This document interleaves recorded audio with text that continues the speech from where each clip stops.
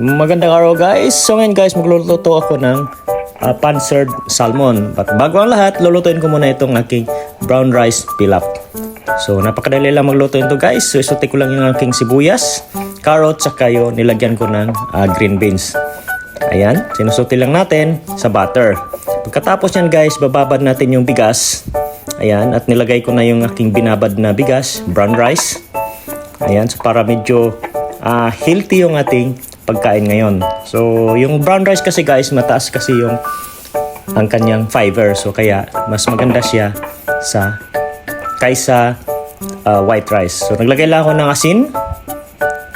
Ayan. Pagkatapos, naglagay din ako ng paminta.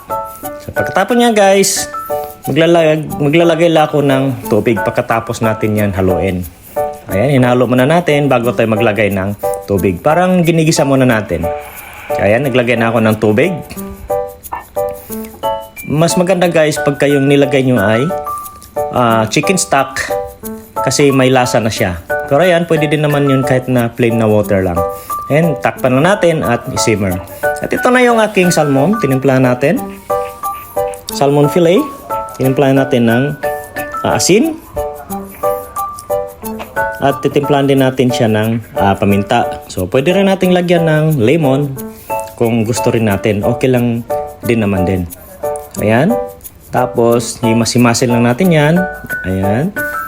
Para ma-coated siya sa ating tinimpla na salt and pepper. Ayan. Minamassage natin ng maigi. At ayan na yung aking kawali. Paglulutuan ko ng salmon. Naglagay na ako ng konting oil. So, konti lang guys para hindi naman maprito yung ating salmon. Ayan, pag mainit na, ilagay nyo na yung salmon. I-press nyo guys para malapat yung kanyang skin doon sa skillet na ginagamit natin. Ayan o. Kasi gusto natin guys na crispy ang skin ng ating salmon.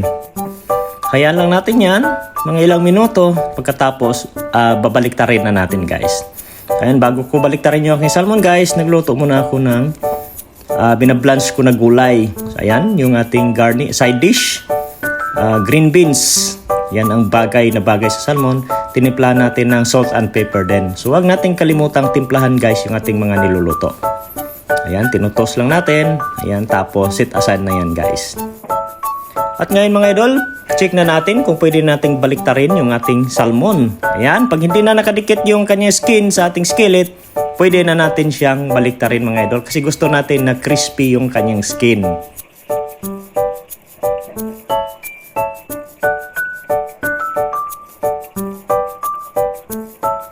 At ito, sa tingin ko, ready na itong baliktarin mga idol. Ayan, binaliktad ko na. Ayan, so i-grill lang natin yan ng mga ilang minuto. Katapos, mabilis lang maluto yung ating salmon mga idol. Yung kanya nakikita yung mantika, yan yung oil ng ating salmon. Kasi nagmamantika din yung salmon mga idol. Antayin na lang natin ng maluto yan pagkaraan ng mga ilang minuto.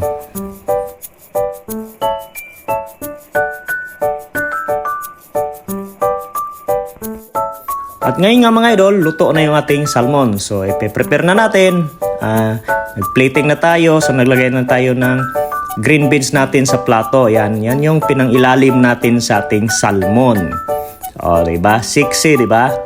So, ngayon naman, maglagay tayo ng sauce. White sauce o beurre blanc yung ginagamit natin na sauce mga idol. Isa itong masarap na sauce ng ating salmon. Ito yung perfect na kaparis ng ating salmon. So, ayan. Naglagay lang tayo sa ibabaw. Tapos, lagyan natin ng parsley. Yan yung ating pang-garnish. O, diba mga idol? So, at ngayon, ready na ang ating salmon. So, pwede na tayong kumain mga idol. So, maraming salamat sa mga pagpanood nyo sa aking mga videos mga idol. So, marami pa akong video na i-upload.